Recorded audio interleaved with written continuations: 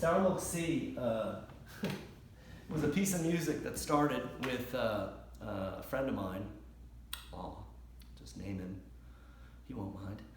I was showing him a piece of music on the piano. I forget what. But he was like, oh, so you're playing the chords with your right hand, and with your left hand, you're just doing the root note. And I was like, well, I guess I am. And it kind of like burned me. I was like, I'm not doing anything with my left hand, And I was like, am I a lazy pianist? Am I not doing anything with my left hand? And so probably that day or that week or something, I remember I'd been listening to Plastic Ono Band, and there's a song called Remember. And it just starts off from C to A. And it's kind of got a funky kind of piano feel to it. Completely different riff. But I just remember it went from C to A. And I was thinking, I started, that was kind of my starting point. I figured out.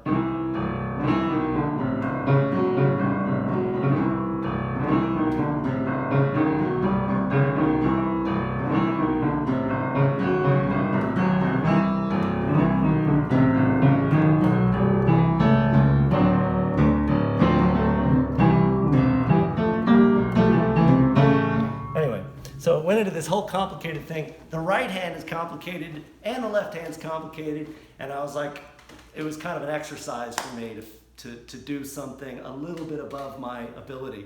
And then I kept playing it, and I started coming up with these words.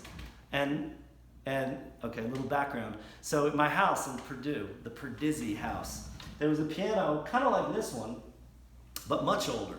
It was from, I think, around 1915. It was like haunted. It was a very cool old piano. And I had what did I have? I had a book of postcards. It was Lost, Lonely, and Vicious. Postcards from the great trash films. Remember, I bought this thing for my friend Camille Moiteray, and then I never ended up giving it to her. And I just sat it on the piano, and it looked so good. It had this like femme fatale, like in a negligee or something, like leaning back all suggestively. All these B movies, from like the 40s and 50s and whatnot. And the first postcard was from this film, Lost, Lonely, and Vicious, right? And that's such a lyric, So I was like, Lost, Lonely, and Vicious, superstitious. And then, I used that as a starting point. And now, I told the story of moving into this house and a year later needing a roommate, and that was Josh, who committed suicide. So, and Josh didn't have money for January. And so I needed to find a new roommate. It's funny, after Josh died, it was so awful. One of the reasons that Jon Griffin from Luna Zen Studios is mixing this album is because he was there in India with me around the time I met the Dalai Lama. He visited Dallas, he met my mother. He was with me in Europe. He was with me when a lot of these songs were written in India, the alpha ones. And he spent the night in Josh's bedroom, the night I arrived home, which was a great comfort to me because I was so freaked out. My drummer buddy Eric slept in the same bed with me. I was like, I just want to be next to another human being who's alive. It was such a traumatic thing. Griff spent the night in that room to kind of cleanse it. And then that room got very dirty very quickly because another roommate moved in. I don't want to say his name because the activities he was involved in at the time were very illegal.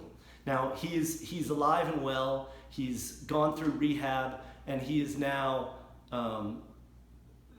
a mentor to other people who are struggling with problems.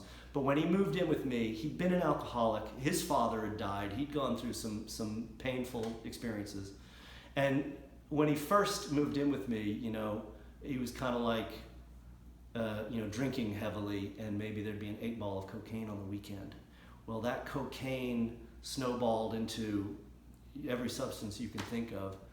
The next year, it was meth and heroin and prescription pills and whatever was available. He was really in a bad way. And The first year that he lived with me, we had just some of the funnest experiences. I had a great time.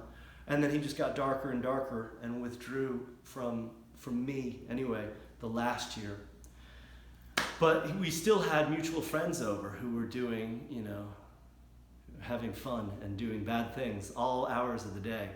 Like it was a nonstop party. And I remember at one point I got sick. I think it was tonsillitis. I didn't have my tonsils out, but I just had a really nasty throat infection. I was in a lot of pain. I think maybe I didn't have health insurance. Maybe I couldn't see a doctor, or I couldn't get treatment.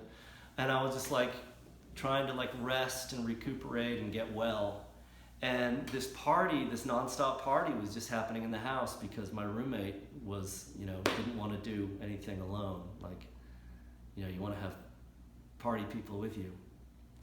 And by that third year, it was bad. And I had been sick. And when I'm sick, I try not to drink coffee. I try to drink tea. You want to avoid drinking dairy products, right? And as I found out once on a train, when I tried to put both milk and lemon into a cup of tea, that does not work. The lemon curdles the milk.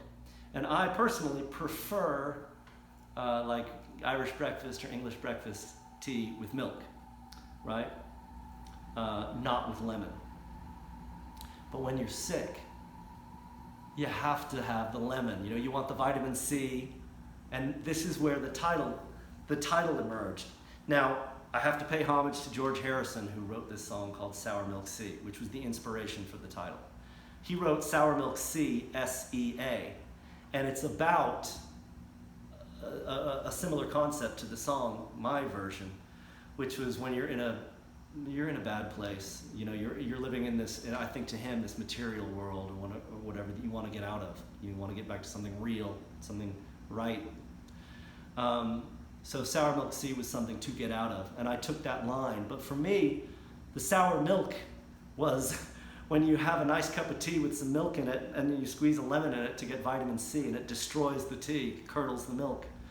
And it was like, I spent that whole week when I was sick, drinking, tea with lemon and trying to get well. And then I finally got well enough to go out. One night I went out with that roommate, and I told him, look, I'm gonna go out because a friend is moving and we will never see him again. So I need to go out tonight. My friend Mauricio, I think. And, but I said, look, when we get back, people have to leave by 2 a.m. I thought that's when the bars close, that's closing time. I need a good night's sleep. And 2 a.m. comes around, and all the party boys are still in the kitchen playing backgammon and doing whatever they're doing. And at 2:30, still happening. And I was I told Sam, by 2 a.m. I need to sleep. And I'm in the bedroom right next to the kitchen when everybody's partying, always.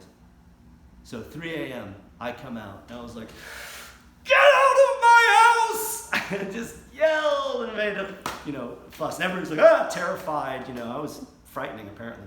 And then everybody left, including my roommate. He's and ran out. I must have been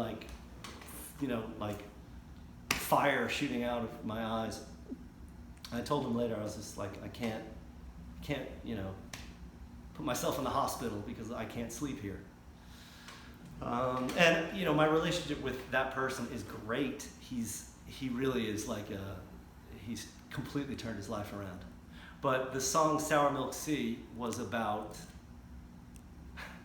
became about that moment. And there's actually an explosion in the song.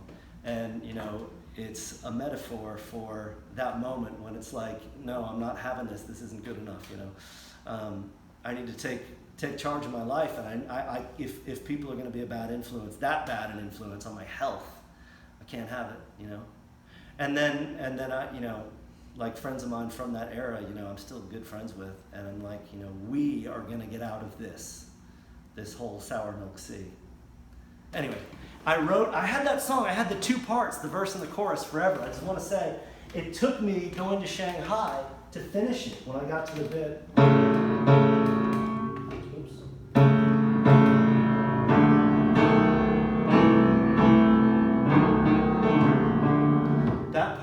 came to me at the very end, and it completed the song, that I had an ending for it. And I had going up, and then how to finish it, and then I figured out I can keep the same figure on the right hand and go down on the left.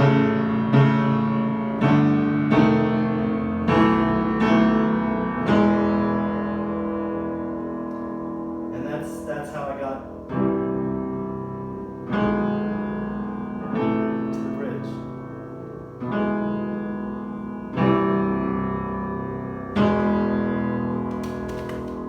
Anyway, that part came about in Shanghai, and it just put the song together, and it's a track I like very much. And I kept the vocal in falsetto. I don't know whether it was, looking at that femme fatale on the cover of those postcards that made me sing in an upper register, but every now and then when I hear my falsetto, I think of my mother in a good way. Okay.